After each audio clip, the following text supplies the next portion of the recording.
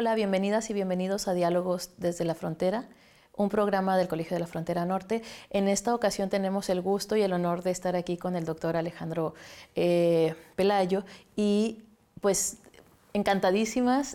Alejandro Pelayo, para quienes no tengan el gusto de conocerlo, es director de la Cineteca Nacional de nuestro país y también un realizador estupendo, un director de cine, un analista de cine y bueno, muchas otras virtudes que nos va a contar Alejandro. Pues bienvenido y queremos saber muchas cosas de ti, como por ejemplo, en qué andas ahora, cuáles son tus proyectos. ¿Cómo no? Muchas gracias primero por la invitación, es un placer. Me gusta mucho estar en Tijuana. Yo estuve muchos años en Los Ángeles. Entonces, de alguna forma, llegar a Tijuana, llegar otra vez a México y cruzábamos. Y es fundamental en términos de lo que significa para México, bueno, Tijuana como el punto de entrada y un poco la barrera hacia Estados Unidos, ¿verdad? En ese sentido. Estoy muy contento, vengo a presentar una plática sobre un libro que hice, El cine de la generación de la crisis, que es un cine independiente de los años 80. ¿Quieres que empecemos a platicar sobre eso o un poquito sobre antecedentes? Lo que tú me digas. Sí, yo creo que vamos un poquito hacia los antecedentes porque si para llegar a los 80 pues nos tienes que contar un poco toda esta dimensión histórica del cine mexicano en este caso. Sí, cómo no. Sobre este tema yo te diría que hay tres momentos muy importantes en el cine mexicano. Los años 40, que se llama la época de oro. Después los años 70, que es el cine estatal, un cine de autor estatal, financiado por el Estado. Y luego los años 90, que es cuando viene la reconquista de los países mercados a través como Agua para Chocolate, Solo con tu pareja, etc. Entonces, los 60s y los 80s son como sándwich en medio de dos momentos importantes. El cine de los 80s es un cine independiente que se hace cuando se descontinúa el cine estatal de los 70s y todavía no viene el cine de los 90s. Entonces, es un periodo en el cine mexicano muy, muy crítico, muy difícil. Yo creo que es el peor cine que se hace en México, en toda su historia, es el cine de los años 80. Es la época, ¿verdad?, de estas películas de cabaret y las ficheras y las la narcofrontera, todo esto. Entonces, en ese contexto, el cine estatal que se hace en los 70s, el cine aquel importante de Canoa, de los albañiles, Castillo La Pureza, se descontinúa de repente y ya casi no se hacen películas del Estado, se hacen estas películas, digamos, muchas veces innombrables, y lo único que se da en este contexto es un cine independiente muy chiquito, muy, muy personal, muy de autor, de una generación que es la mía, que quedamos literalmente colgados de la brocha, porque nos habíamos formado con los directores de los años 70, ya sabes, éramos los asistentes, los chinchigüillas, y de repente pues éramos la generación que seguía, pero sí seguía el cine estatal. Como se descontinúa, tenemos que no inventar porque ya se había dado, pero sí instrumentar una forma de producir cine independiente a base de cooperativas, de apoyos, que es muy interesante en términos de su producción y en términos de su realización. Claro, y además, bueno, yo creo que nos podrías contar esta forma de organización que me parece que es muy pertinente incluso en el momento contemporáneo, ¿no? Que ahora tenemos el crowdfunding y formas de autofinanciamiento, digamos, de las producciones, pero ¿cómo se organizaba en los 80 si no teníamos estas ideas como tan contemporáneas de la cofinanciación a través de la sociedad civil, digamos, u otros organismos? Sí, cómo no. Entonces... Mira, en los 80s se da a través de la utilización del esquema de cooperativas. Es decir, tú tenías una idea. Esto es muy importante porque se genera por primera vez la idea, el rol del director-productor, que no se daba antes. O sea, en los años de la época de oro, el productor era un productor privado que tomaba las decisiones de una película, todas, financieras, creativas, artísticas. O sea, él decidía que era una película de Pedro Infante, él decidía, el productor, con quién iba a acompañar a Pedro Infante, decidía todo. En los años 70, el Estado produce, pero el director de alguna forma decide, porque presenta un proyecto.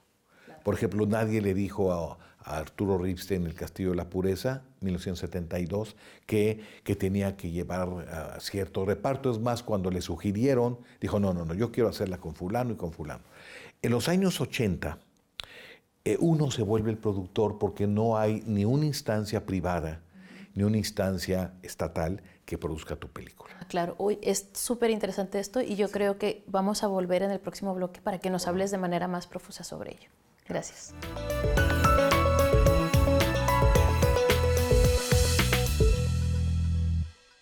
Bienvenidas de nuevo, bienvenidos. Estamos aquí con el doctor Alejandro Pelayo, director de la Cineteca Nacional, hablando de una manera increíble sobre toda esta genealogía que desconocemos muchas veces como espectadores del cine, de lo que pasaba antes de que nosotros estuviéramos viendo la película ahí con nuestras palomitas o con lo que quizá tomemos en el cine. Pero ¿qué pasa atrás? ¿Qué pasa? ¿Cómo se contextualiza todo esto? ¿Cómo se configura? ¿Cómo se articula para que nosotros podamos ver esa película? Entonces nos comentaba de las cooperativas en los años 80 del cine. Es decir, primero, en los años 70 se hace un cine de autor por una razón, porque hay un movimiento internacional mundial que empieza en Francia a finales de los años 50, que se llama la Nueva Ola Francesa. La Nueva Ola Francesa generan una teoría que se llama el cine de autor. Antes nadie hablaba de esto. Y que consiste fundamentalmente en poder equiparar a un autor cinematográfico, a un director como un autor literario, como un pintor. O sea, darle al cine un carácter autoral que no tenía antes. Entonces, esto, cuando cambia el gobierno en México, hay un distanciamiento del Estado con la población, sobre todo con la juventud, que el punto alto y terrible es Tlatelolco. Entonces, el secretario de Gobernación cuando Tlatelolco era Luis Echeverría. Entonces, cambia el sexenio y una de las políticas de Estado en el nuevo sexenio de los 70 es acercarse a los jóvenes. Entonces, esto se da en todos los ámbitos. En el ámbito político, tú tienes ministros, secretarios de Estado, menores de 30 años. Algo insólito en el panorama político mexicano. Y la renovación del cine se da a través de una nueva generación, no de los anteriores, no de la generación de la época de oro, sino de una nueva generación que estaba ahí incipiente en los 60. Entonces, nosotros, mi generación de los 80, empieza a trabajar con esa generación de los 70. Entonces, la continuidad hubiera sido un cine de autor financiado por el Estado. No se da porque es una ruptura por el cambio de sexenio. Entonces, este movimiento del cine estatal termina en 1978, con la renuncia de un funcionario que había sido parte del sexenio anterior, que se llamaba Hiram García Borja, director del Banco Nacional Cinematográfico. Entonces, todo este grupo de jóvenes en aquella época que queríamos hacer cine y estábamos cerca del cine mexicano, nos quedamos, pues, no solamente desempleados, sino sin un proyecto. Entonces se genera esto a través de un contexto. Los años 80 es una década terrible, una década de una crisis económica, una crisis política, que yo te diría que la culminación de esta crisis es el temblor de 85. De alguna forma se derrumba la Ciudad de México y de alguna forma también el país con toda la cuestión económica. Entonces, imagínate un cineasta que quiere debutar y que de repente no hay posibilidades. Lo que quedaba era eso, es decir, bueno, vamos a instrumentar nuevas fórmulas. Quien nos dio un poco el camino, la clave, es un cineasta de los años 70 que se llama Jaime Humberto Hermosillo. Él, que es un cineasta que tiene varias películas muy importantes, industriales de los 70, al acabarse esta posibilidad con el Estado, él sigue filmando a base de cooperativas, películas chicas, y entonces nos demuestra que hay un camino. Yo fui asistente director en una de sus películas independientes, se llama Las apariencias engañan, 1978.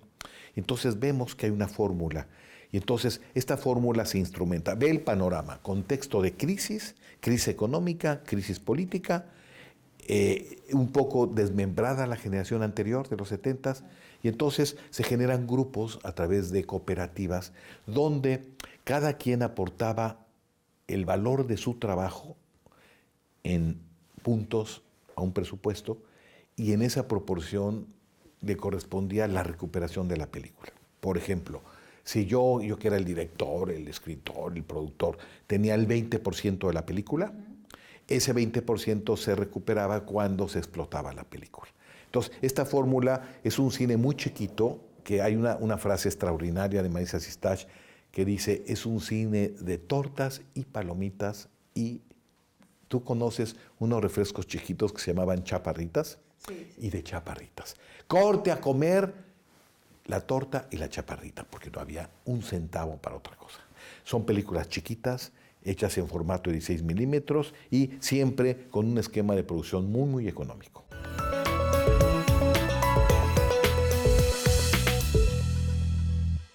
Seguimos en nuestra conversación con el doctor Alejandro Pelayo.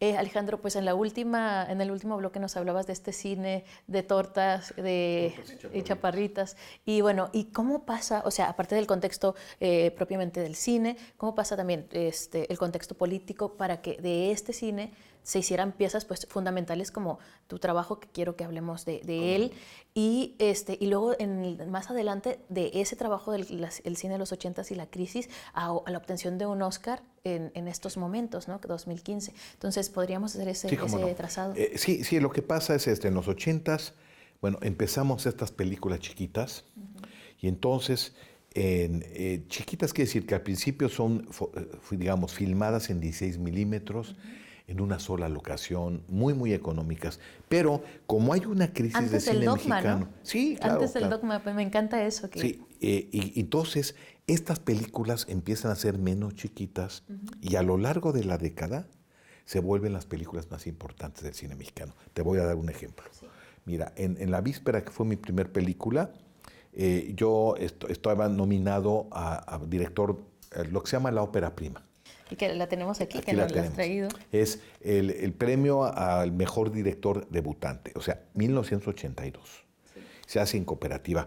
A lo largo de esa década hay un concurso cine experimental, viene el éxito de Frida, que es una película independiente, y al final de la década, en el 89, de las 3 películas mexicanas nominadas al Ariel a la mejor película, 2 son independientes y son de una cooperativa. Entonces se volvió el cine importante. Ahora, viene el cambio sexenio y cambia la política. Entonces, llega al IMCINE, que es el órgano regulador, una personalidad que venía del cine. Entonces, a ver, vamos a seguir con este esquema, nada más que ya no van a hacer películas en cooperativa, porque ya había presión de los sindicatos, porque de repente se hacían independientes en cooperativa. Entonces gira y dice, el Estado, esto coincide con, aquí te gustan los contextos, con la entrada del modelo neoliberal, que pasa a mediados de los años 80, de la Madrid. Entonces, ¿qué pasa? El Estado, que era propietario de cines, de compañías productoras, de laboratorios, hasta de la fábrica que hacía las palomitas, eran del Estado, se llamaba Dulcerías Oro. Entonces, atrás se va haciendo el Estado muchos bienes del cine, Estudios Churubusco, Estudios América, y entonces empieza una política de desestatización, de privatización, que arranca en los 80s y que tiene su punto culminante con Salinas. Todavía les voy a dar un dato. En 1989-90 se hacen las 2 últimas películas estatales, producidas por el Estado, y se acaba. Y entonces se venden los cines, se vende todo. Y entonces el Estado dice, entramos, contexto, queremos entrar al Tratado de Libre Comercio. Entonces hay que hacer un cine mejor, que dignifique y que esté orientado hacia afuera, no hacia adentro. Y entonces empieza una nueva política de apoyar el Estado. Fíjate qué interesante. El Estado apoya financieramente, pero ya no produce. Produce el grupo de directores que se constituyen en sociedades anónimas, ya no en cooperativas. Entonces, yo paso de presidente de la cooperativa José Revueltas, que es la que hace películas en esta década de los 80s, a director, gerente de una compañía que se llama Aries Films, donde ya hago Miroslava. Claro. Paso de una película, digamos, de $300,000, hablando en dólares para que entendamos, que es buena, cara, Morí en el Golfo, $300,000, 1989, a Miroslava, 1992, de $1 millón. ¡Bum! Entonces, películas orientadas al mercado internacional. Bueno, en ese grupo de cine de los 90 había un par de jóvenes, Alfonso Cuarón y Guillermo del Toro. Seguramente nuestro auditorio los ha de haber oído nombrar, sobre todo ahora por los Oscars. Entonces, ellos, al igual que nosotros, se vuelven productores y directores de sus propias películas. En este contexto, hace Alfonso Cuarón Solo con tu pareja y es un éxito en el Festival de Toronto. Toronto es uno de los 4 festivales más importantes del mundo, junto a Cannes, Berlín, digamos. Y entonces ahí es abordado por agentes que dicen, ¿por qué no se queda a filmar en Estados Unidos? ¿Entienden? Guillermo del Toro presenta su película en el Festival de Nueva York, Cronos, y lo mismo. Entonces, esta generación se forma a principios de los años 90, volviéndose productores en el cine mexicano, apoyados por el Estado, porque muchas veces se nos olvida, porque el Estado les daba el 70% del presupuesto de una película. Y entonces estas películas fueron las tarjetas de presentación para irse a Hollywood.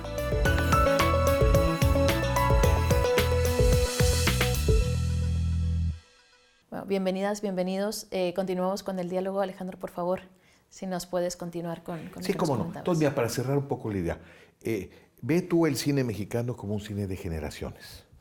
La generación de la época de oro, que tienen 30, 40, 50, cachito de los 60. La generación del cine de autor, 60, 70, 80. Y una nueva generación que es esta generación triunfadora, que yo le llamo la generación de la diáspora. Pues cuando salen un grupo, no uno, un grupo. Entonces, de alguna forma se forman ellos como productores en los años 90. Y entonces este esquema lo llevan a Hollywood. Es una generación que migra. Es que a principios de los años 90 un grupo y a partir del éxito de Amores Perros el segundo grupo. El primer grupo, Alfonso Cuarón, digamos, con su fotógrafo de cabecera, Emanuel Lubezki, el 2 veces oscariado, y también Guillermo del Toro con Guillermo Navarro, su fotógrafo, el otro oscariado mexicano. Entonces, González Iñárritu, triunfador de estos últimos Óscares, es un caso único. No se forma con el cine, se forma en la publicidad, en el radio, se forma en los comerciales, y entonces pasa directo al éxito de Amores Perros. Claro. Pero ese grupo, el de Amores Perros, Gael, el propio González Iñárritu, fotógrafo espléndido, Rodrigo Prieto, emigran a principios de los años del 2000. Claro. Entonces, esas generaciones, entonces, se han formado como productores. Esa es la gran diferencia. Porque si tú llegas a donde sea como productor, tú tienes que ver con tu película. Entonces, si se dan cuenta el público nuestro, se sube González Iñárritu a recibir el premio, aparte de director y de guionista, como productor, porque él está atrás de su proyecto. Igual Alfonso Cuarón, igual Memo del Toro. No se había dado en los últimos años, o sea, tener, digamos, en cierto sentido, tantos Óscares a los mexicanos. Ahora esto es muy importante, no es cine mexicano, son mexicanos haciendo un cine internacional, en ese sentido. Ahora, volviendo a lo mío, yo me siento muy orgulloso porque, digamos, la primera parte de mi trabajo cinematográfico son películas enmarcadas dentro de esta crisis de los años 80. Son películas hechas en cooperativa, donde yo me tengo que volver el productor y que van creciendo, va saliendo la crisis, vamos teniendo mayores recursos. Y mi última película, Miroslava, entra dentro de este paquete grande de Solo con tu pareja, como Agua para Chocolate, sí, claro. Miroslava, que es mi película, y que significa ya otro nivel de producción. Son películas de mucho mayor presupuesto, muy orientadas al mercado internacional y a reconquistar el público mexicano de la clase media. Entonces, una película como Agua para Chocolate tuvo un gran éxito. Claro.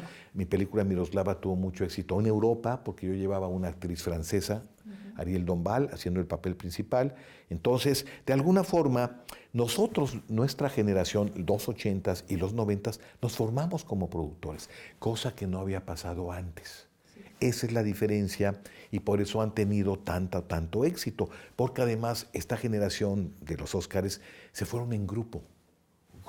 O sea, el director, el fotógrafo, el sonidista, Martín Hernández, Brigitte Bloch, la que sea vestuario. Entonces se vuelve y es la globalización. Claro. Entran en una década globalizada. Antes claro. no pasaba.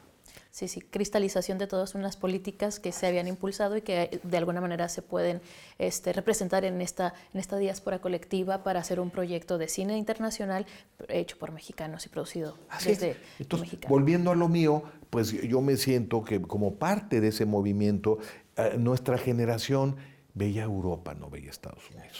Entonces yo me formé en Londres. Claro. Mi problema existencial era si irme a Londres o irme a París a estudiar cine. Nunca pensé en Estados Unidos. Estados Unidos para mí era el lugar de llegar al aeropuerto de Dallas o de Nueva York a tomar un vuelo barato para Europa. Esa era mi presencia con Estados Unidos. ¿Qué es UCLA, la escuela de cine? Pues yo no sabía, ni me interesaba. Claro. Yo sabía lo que era el IDEC de París. Claro, es que esa es la diferencia. Esa perspectiva. ¿Por qué dirán, bueno, por qué no se fueron antes? A lo mejor hay directores en las generaciones anteriores tan talentosos como los que están triunfando, pero ninguno de ellos quería irse fuera de México. Claro. Cuando yo estudio en Londres, mi idea no era quedarme en Londres, nunca lo pensé, era volver a hacer películas. Claro, ¿no? Y eso es muy importante. Yo creo que ha cambiado mucho esa perspectiva, ¿no? El no querer irse, el arraigo de alguna manera y luego cómo se abre el mundo y cómo empieza la diáspora y cómo también empieza el intercambio. Creo que eso es muy importante. Y además el encabalgamiento entre las dos generaciones de las que nos hablas, que tú eres parte de los cineastas de los 80, pero también de los 90. Entonces estas dos películas como una cristalización de dos representaciones de dos épocas muy importantes y que además de disfrutarlas cuando las hemos visto, la de Miroslava sí la conozco, las otras dos no las he podido ver porque son de culto y nadie las consigue, pero bueno, esperemos que las podamos tener aquí pronto. Sin duda, para hacemos poder un ciclo. Hacer un ciclo y traer de nuevo. Un ciclo de cine independiente. Porque sí, además claro. es un ciclo muy chiquito, pero lleno de buenas ideas. Perfecto. Y además eso es lo que se necesita ahora, ¿no? Vamos a un corte y regresamos ya para finalizar y con nuevas ideas que nos des. Claro que sí. Gracias. Wrap it up.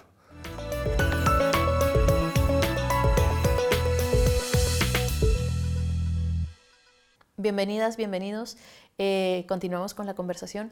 Alejandro, pues estábamos hablando sobre este encabalgamiento entre las generaciones 80, 90, la representación de tu trabajo. Nos vienes a presentar una conferencia sobre, bueno, las 80, la generación de la crisis, que es este libro y de lo que nos has estado hablando de manera continuada en este pequeño programa. Me gustaría si nos pudieras expresar en 5 puntitos cuáles serían las claves para entender esta generación, además de que tengamos que leernos el libro e invitarte otra vez para que nos hables de tus películas, por supuesto. Sí, mira, yo te diría que en esencia es una generación que se desprende de la generación de los años 70. La generación de los años 70 es la primera generación en México del cine de autor. ¿Qué quiere decir esto? Que cada director hizo la película que quería hacer. Felipe Casals quería hacer Canoa, nadie le impuso que hiciera Canoa. Jaime Humberto Hermosillo quería hacer La Pasión según Berenice, nadie se le impuso. Entonces, nosotros aprendemos de esa generación y hacemos un cine de autor. La diferencia es que en la generación de los 70s tenían dinero. En la generación de los 80s no teníamos dinero, pero teníamos ingenio y creatividad. Entonces, en ese sentido, instrumentamos a través de cooperativas, de trabajo colectivo y películas chicas de producción, pero creo yo valiosas en ideas. Y de alguna forma, esta generación de los 80 es la base para lo que viene después, que es los 90s, donde otra vez las decisiones creativas están en el director, no en un productor ni en el Estado. Esos son los años 90, aunque se recibe financiamiento del Estado. Y de alguna forma, esta generación de los 90s es la generación que ha salido, se ha globalizado, se ha internacionalizado, a hacer un cine internacional. Son mexicanos haciendo un cine internacional. Yo creo que en ese aspecto el año clave fue, no ahora, que fue un triunfo de una película, Bergman. No, el año clave fue 2006, 2007, cuando entre 3 directores mexicanos con 3 películas, Laberinto del Fauno, Los Hijos del Hombre, Children of Men y Babel, tenían 18 nominaciones a los Óscares. Entonces era la época que le decían los 3 amigos. Entonces, en ese sentido, este grupo ya llegó, se consolidó y están viendo los frutos de 25 años de esfuerzo en un caso y de 15 años de esfuerzo en el caso de González Iñárritu. Por supuesto. Y que además muy, muy celebrable, ¿no? Ver también todo lo que está detrás de todas estas grandes experiencias que nos da el cine, porque indudablemente el cine, más allá de, bueno, todo el contexto que ya sabemos y más allá de lo que transmite, que también nos pondríamos a pensar de los aparatos del Estado, ¿no? O en palabras de Teresa de Lauretti, las tecnologías del género a través del cine, por ejemplo, refiriéndome a femenino, masculino y otras. Sí. Todo esto, ¿qué pasa atrás, no? Eso es muy, muy interesante, los entresijos. Me parece muy, a mí me interesa especialmente, nací en los 80, entonces quiero saber qué estaba pasando en ese momento. Pero muchas gracias, Alejandro, por tu gentileza, por tu generosidad y por habernos resumido tan bien en tan poco tiempo todo este conocimiento. Muchas gracias también a la audiencia que nos está sintonizando y bueno, esperemos tener pronto a Alejandro con nosotros. Gracias y bueno, hasta luego.